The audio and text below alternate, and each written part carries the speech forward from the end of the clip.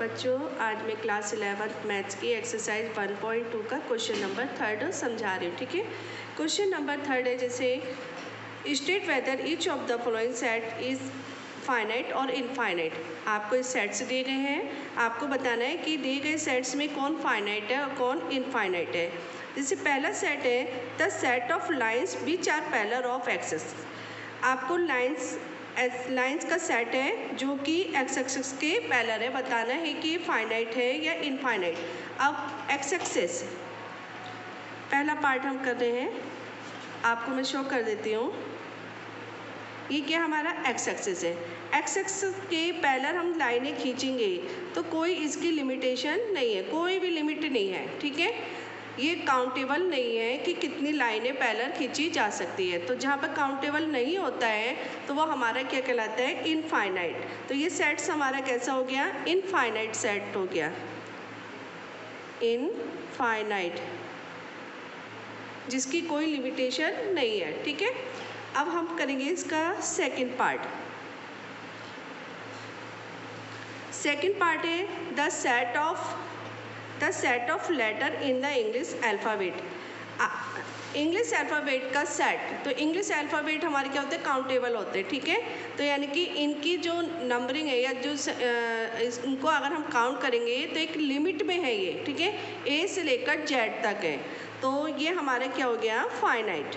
ये सेट्स हो गया हमारा फाइनाइट। फिर है third part the set of numbers which are multiple of 5।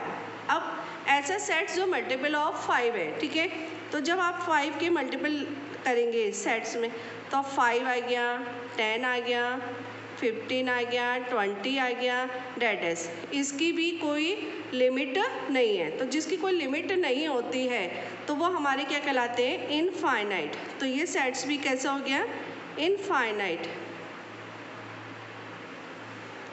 Clear. अब है हमारा फोर्थ सेट्स दे रखा है। फोर्थ में है the set of animals living on the earth. पृथ्वी पर रहने वाले जानवरों का सेट पूछ रहा है कि पृथ्वी पर रहने वाले जानवर का जो सेट है वो फाइनाइट है या इनफाइनाइट है। अब पृथ्वी पर रहने वाले जानवर, उनको काउंट करना थोड़ा मुश्किल होगा, लेकिन उनकी संख्या क्या होती है, अगर काउंट करेंगे तो लिमिट में आ जाती है कि पृथ्वी पर रहने वाले जानवर इतने हैं। तो ये आपका किस में आ जाएगा, ये आ जाएगा आपका फाइनाइट में। थोड़ा काउंट करना डिफिकल्ट हो जाता है, लेकिन ये फाइनाइट में आता है सेट्स। फिफ्थ है आपका the set of circle passing through the origin.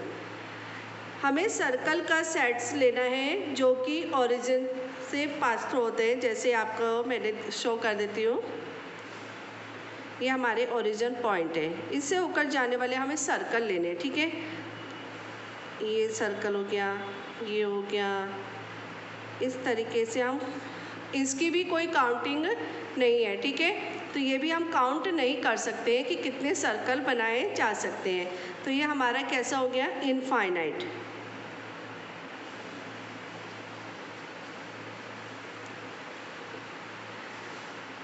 I think आपको क्वेश्चन नंबर 3 समझ में आ गया होगा। अगर कोई प्रॉब्लम आ रही है तो आप कमेंट बॉक्स में लिखकर भेज सकते हैं। Thank you.